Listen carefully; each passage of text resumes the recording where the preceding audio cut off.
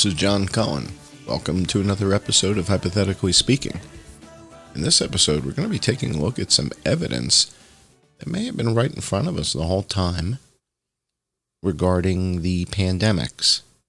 And the question for this show, Hypothetically Speaking, did Johns Hopkins publish the evidence that we needed to determine which virus was devastating New York, New Jersey, the major metropolitan area in early 2020?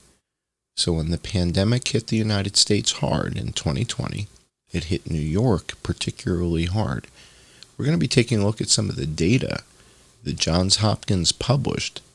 It's been right in front of us the whole time. And it seems that no one noticed a really key aspect except for one person. Once again, usually it's one person brings something forward and, we latch on to that. So this is what happened here. It's information, it's data that's been right in front of our eyes this whole time. And we never really connected the dots. We never correlated it. And I think this is game changing. I'm John Cullen. This is Hypothetically Speaking. Let's get started. When it seemed the world could change at the blink of an eye, and if anything, then there's your sign. I was alive and I waited. I was alive and I waited for this right here, right now. There is no other place I want to be. Early on in the pandemic, I was introduced to Laura Ingraham at Fox News.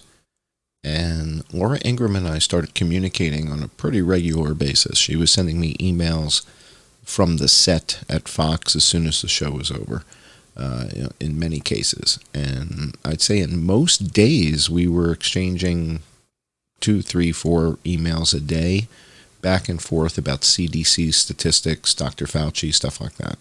So behind the scenes, Laura Ingraham and I were communicating pretty heavily in the April, May, June timeframe of 2020. In fact, we were communicating pretty regularly right up until the election in 2020. And one night, Fox News published this graphic, and they put this up on the screen on TV. And what it shows is that New York City, this was in April, had 8,632 people that had died, whereas Beijing had 8, Shanghai had 7. And Shanghai is the most populated city in China. The most populated city in China is Shanghai. So if we look at this graphic with a critical eye, something jumps out at us, which is that New York City in April of 2020 had 1,000 times more people dead than Beijing. Beijing has 8 dead, Shanghai has 7, and there's 8,600 dead in New York. Are you sure we're talking about the same virus? And so this is sort of an extension of the conversation we had last time about long before COVID, there was clearly a bird flu outbreak in China that the UNFAO had documented. And recently, I was doing a show with Dr. Jason Dean at Brave TV and Nicolette. And Nicolette, in real time as we were doing the show, found out that in 2019, we imported something like 15 million dozen eggs from China. The cage-free eggs for the commercial eggs. We import, at least in 2019, we imported 15 million dozen eggs from China. Wow. Into our country. I didn't know that. That's huge. Yeah. You say that again one more time. Repeat that. We imported 15 million dozen eggs from China in 2019. That's a lot of eggs. And, I don't have the number for 2020 because supposedly they didn't keep track. So, all right. So the thing that I love, Nicolette, is called root cause analysis. And you may have just broken the case wide open. Yeah. How did H7N9 make its way here? And you just told us. Yeah. Walmart. Yeah. It made its way here via Walmart. All right. What most people don't understand is that in the time period that you were told we were suffering through COVID, we were actually suffering through the deadliest bird flu outbreak in human history. And that the lion's share of them in 2019, 2020 that were imported from China went to the New York major metropolitan area. And I was stunned by this finding that Nicolette shared with us just a few days ago. So now we know that a whole bunch of eggs were shipped from China to New York, just standard stuff. But might those eggs potentially have been infected with H7N9 bird flu, hypothetically speaking? And if they were, might there be some indication that that was the case? In other words, well, how would we determine that it was something like that? How would we say, well, it was H7N9 bird flu? Well, it appears that Johns Hopkins may have published the evidence that we need to make that correlation. Let me show you what I mean here. So we're going to take a look at the map. So this is the Johns Hopkins map of the pandemic. And this particular screenshot was taken, let me see when I take this. This was June 17th of 2020. And this is what I've been using for years. Since June 17th of 2020, this is the screenshot I've been using to talk about Hong Kong. And it's because it's June of 2020 and we're, months into the pandemic. And the detail on Hong Kong shows 4 people dead, according to Johns Hopkins. And this is the Johns Hopkins COVID-19 dashboard. 4 dead in Hong Kong in June of 2020. I've been using this the whole time. And I kept focusing on the 4 dead in Hong Kong. I recently recorded a podcast with Nicola Charles. Nicola Charles is a TV star in Australia. She's done a bunch of TV work there. She's kind of famous for being on like a soap opera. And she now has a really successful podcast. And she invited me to come on and talk. And we're looking at this, and I'm talking about Hong Kong. Well, after the show, I got a message from someone saying, when you were talking about Hong Kong, did you pay attention to the other part of the screen? Uh-huh. Well, if we look in the right-hand corner, the right-hand side of the screen, what we see are the statistics for New York and New Jersey jumping out at us. And what it says is that in New York, so this is as of June 17th of 2020, New York had 30,939 people dead. This is just to the right of that 4,638 number you see jumping out on the screen at you there. So all the way over here on the right, what we have is New York. And what it says is 30,939 people died, 69,085 recovered. It's like, well, that seems like a pretty high case fatality rate, doesn't it? Was the message. And I was like, ooh, that's interesting. That's real interesting. Now, what am I talking about here as far as this case fatality rate thing? Well, there is a paper that we've been citing this whole time since we figured out it was bird flu. So I'd say this paper's been cited for a little over a year now. And this paper, the title of which is Evolution and Antigenic Drift of Influenza A, H7N9 Viruses, China, 2017 to 2019. And this is published at the CDC. So this is on the CDC's website.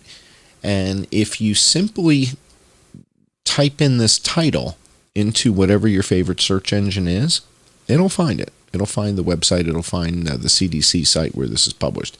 So simply type in Evolution and Antigenic Drift of Influenza A, parenthetically H7N9 Viruses, China, and it'll find the document. You'll find the website. Well, what's important here is that this is a research paper that came out of China about the H7N9 outbreak that we've talked about in the past. It was a dramatic outbreak of bird flu in China that started in 2013, documented by the UNFAO. Pentagon starts monitoring it. By 2019, it gets to a 40% case fatality rate. This is the paper that documents the 40% case fatality rate. Let's take a look. Since emerging in China in 2013, influenza A, H7N9 viruses, have continued to circulate in mainland China, sporadically causing human infection.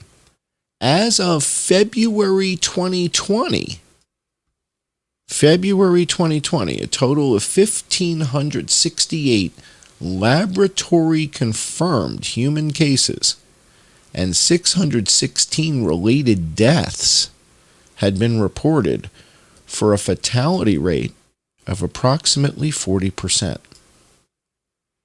Now, this is stunning.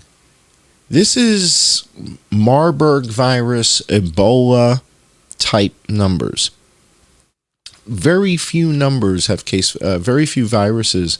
case fatality rates in excess of 40%. Rabies is the deadliest virus on Earth. That has a 99% case fatality rate.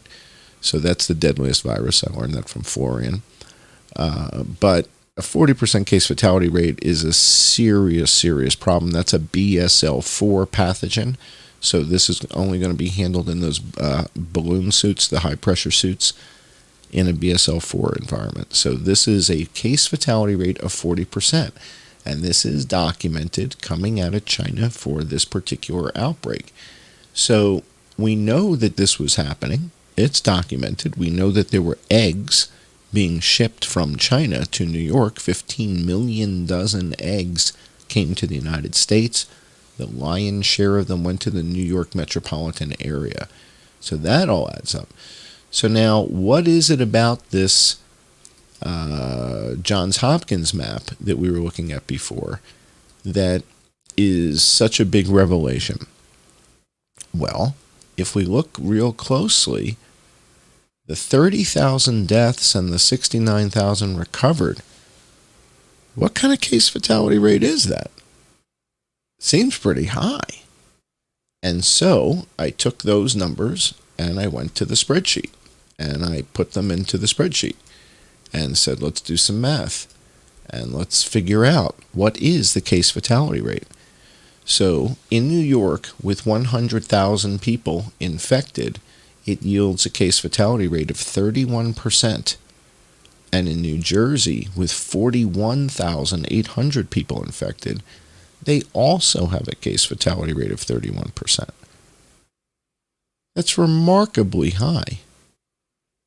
31% case fatality rate in New York and New Jersey? Does that sound like COVID? Or does that sound like this paper that we just looked at a second ago?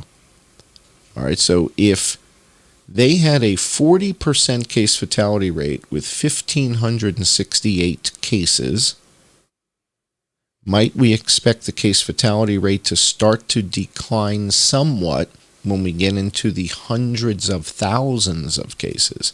would that be a realistic expectation?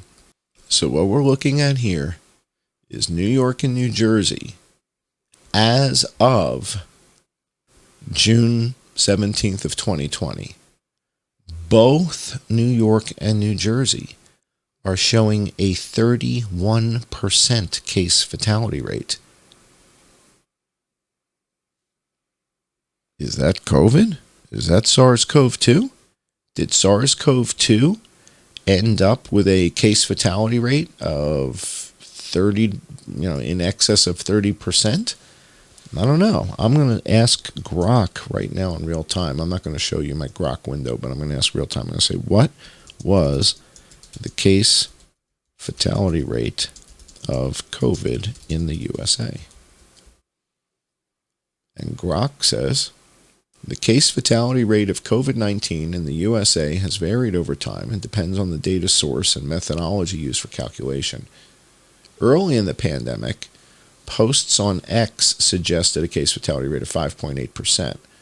Another post from July mentioned it at 4.6%.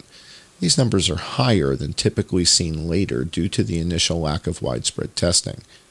Mid to late 2020, as testing increased, the CFR began to stabilize. By October 2020, a post on X mentioned the CFR was under 2.8%. 2021 and beyond, one post calculated a population fatality rate of, but that's not what we're talking about. Another suggested the CFR could be around 0.5%, leading to a 99.5% survival rate. Official data, it's not giving us a percentage here. So it sounds like it could be anywhere from 0.5%, 1%, 2.8%, but that's not what we were seeing in New York or New Jersey. So, in other words, in New York and New Jersey, we're seeing a 31% case fatality rate, and the data that I'm citing here is coming from Johns Hopkins, from this right-hand side, and it's been right in front of me the whole time. And I keep publishing the image, so it's been right in front of all of you as well. And yet nobody said, hey, wait a second. The case fatality rate in New York is 31% in June of 2020? Where else do we have a case fatality rate of anywhere near that? Right? So might it be that all this time, the Johns Hopkins map actually had the evidence that the outbreak in New York that was killing so many people, in this case, we're talking about as of this date in June, 30,900 people in New York, 12,800 in New Jersey. I mean, we're talking about almost 45,000 people were dead. And a case fatality rate in both places of 31%. At CDC, it's the number one virus of the greatest concern because of the potential for impact in humans to cause a pandemic, as well as the severity of the disease. Hypothetically speaking, that's not COVID. I'm John Cullen. Thanks for joining. So that if and when a new strain of flu, like the Spanish flu, crops up, It was the Spanish flu. 5 years from now, or a decade from now, It was the Spanish flu. a new strain of flu, like the Spanish flu, crops up. It was the Spanish flu. 5 years from now, It was the Spanish flu. a new strain of flu, like the Spanish flu, crops up. It was the Spanish flu. Seen anything like this in 100 and some odd years. 1917. You read about 1917, but in 1917, Certainly not since 1917. there's been nothing like this since 1917. Who would have thought? 1917.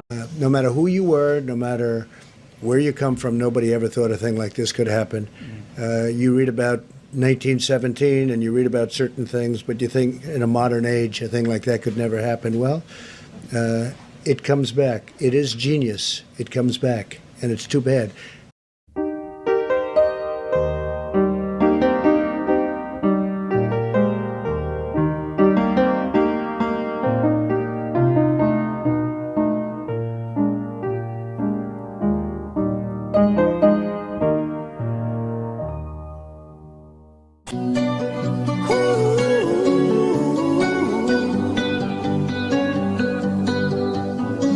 Every time you come around, you know I can't say no.